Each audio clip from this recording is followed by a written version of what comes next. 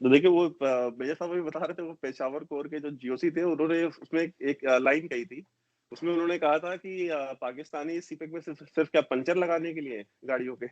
तो he said this. तो अब उन्होंने क्यों नहीं कहा, आप वहाँ जर्नलिस्ट हैं, आप उनसे इंटरव्यू करें, उनसे पूछें कि भाई उन्होंने ऐसा क्यों कहा, अगर सीपेक इतना ही बड़ा गेम चेंजर है तो। दूसरी चीज ये है कि ब्रिगेड साहब बार बार कह रहे हैं कि बात करें, बात करें, बात करें। सर 70 साल से तो बात कर रहे थे। नेहरू साहब, आपने खुद कहा कि वो खुद यूनाइटेड नेशंस लेके गए। फिर उसके बाद जितने भी प्राइम मिनिस्टर्स आए इंडिया के, सबने पाकिस्तान की जो सिविलियन लीडरशिप थी उसके साथ बात करी, इवन मिलिट्री डिक्टेटर्स के साथ बात करी। रिजल्ट क्या निकला? अगर वाजपेयी साहब बस लेके लाहौर गए तो बदले में कारगिल किसने किया? अगर और नवाज शरीफ ने खुद बोला था कि मुशर्रफ ने मेरी पीठ पे एक खंजर घोंपा। ठीक है, कि मैंने नहीं कहा, नवाज शरीफ ने खुद कहा।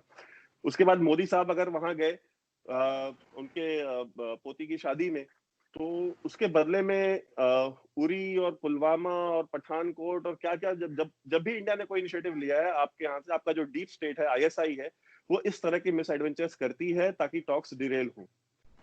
तीसरी चीज ये है कि आप आज बात करना चाहते हैं, आप आज से पहले बात नहीं करना चाहते थे।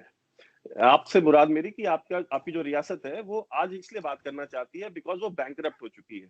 उसके ऊपर ग्लोबल प्रेशर बहुत ज्यादा पड़ा है, जो डिप्लोमेटिक आइसोलेशन हुआ है, और जो ओवर डिपेंडेंस चाइना के ऊपर हो गई है कि बिना चाइना के you can not even move an inch. आपका चाइना के सिवा दुनिया में कोई दोस्त नहीं रहा। आप 2-2 3-3 बिलियन डॉलर के लिए वजीर आजम को ड्राइवर बनना पड़ रहा है सऊदियों का और दुबई वालों का।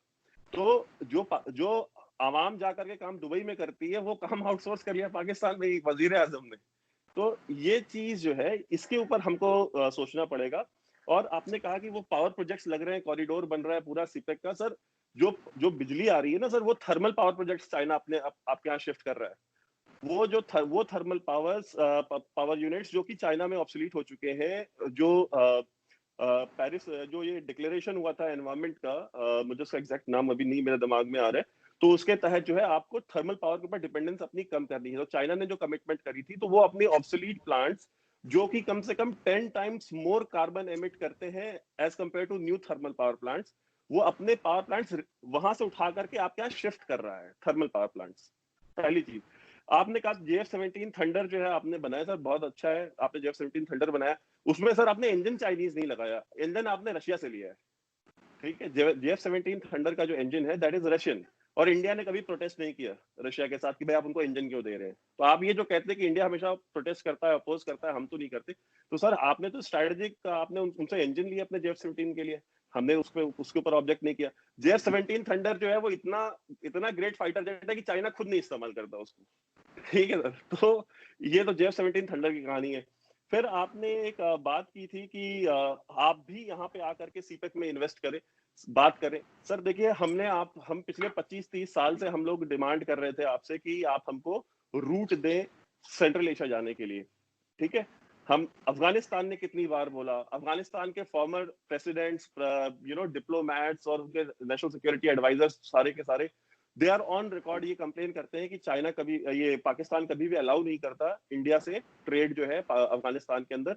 और उसकी वजह से हमको चाबहार में जाकर के हमको इन्वेस्टमेंट करनी पड़ी।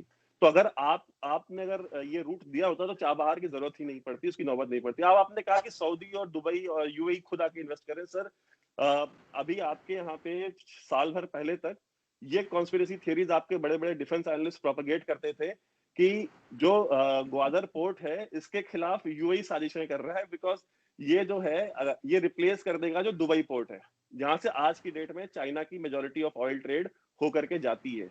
उसके जो शिप्स हैं वहां डॉक होते हैं, वो सारे के सारे जो है वो ऑब्सोलीट हो जाएंगे। तो ये जो है यूएई और हिंदुस्तान मिल गया है।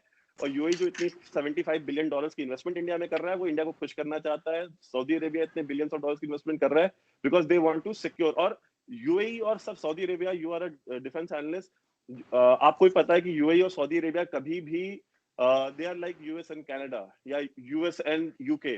वो एक दूसरे के रास्ते में नहीं आते, एक दूसरे को अकोमोडेट करते हैं, फैसिलिटेट करते हैं।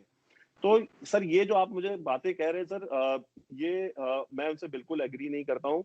और लास्ट में बस एक पॉइंट मैं ये बोलना चाहता हूँ, जहां तक कश्मीर की बात है सर, कश्मीर पे बात हो सकती है। मैं आपको बताऊं, इंडिया में जो लास्ट मैंने शो किया था आर्जू का, तो मैंने उसमें भी ये चीज कही थी कि इंडिया में मूड चेंज हो चुका है आवाम का। जो पॉलिटिशियंस कंजर्वेटिव थे पहले के, वो जब ये बात करते थे इस तरह की बातें कि हम अगर टेररिज्म हो भी गया तो कोई बात नहीं, हम बातचीत करें। सर, वो बातचीत का दौर खत्म हो चुका। अब इंडिया का कोई भी पॉलिटिशियन अफोर्ड नहीं कर सकता है कांग्रेस पार्टी जैसी इतनी पुरानी पार्टी, इतनी सबसे इंडिया की पहली नेशनल पार्टी, सर वो 3 डिजिट्स में सीट्स नहीं ला पा रही है। क्यों? क्योंकि वो भी सर उसी तरह की बातें करते हैं जैसे आप कर रहे थे। अच्छा, एक चीज मैं बता दूं एक ब्रिगेडियर साहब को। कह रहे हैं कि प्लेबिसिट करो सर। प्लेबिसिट में पहला यही है कि पाकिस्तानी आर्मी वहां से जाएगी। आप प्लेबिसिट करवा दें, आप यू नो व्हाट, मैं तो कह रहा हूं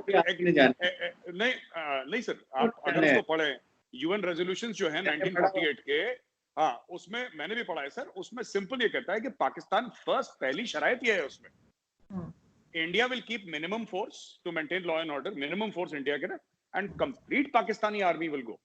आप तो इंडिया को एक्सपोज करें सर, आप बोलें कि सारी पाकिस्तानी आर्मी निकल गई, हम इंडिया को एक्सपोज कर रहे हैं। इंडिया, आप बोले इंडिया को कि इंडिया का मंसूबे कुछ और है, कॉन्स्पिरेसी कर रहा है, आप निकाल दें वहां पे पाकिस्तानी फौज को sir, and we will support plebiscite अगर ठीक लगे आपको तो। इसमें बात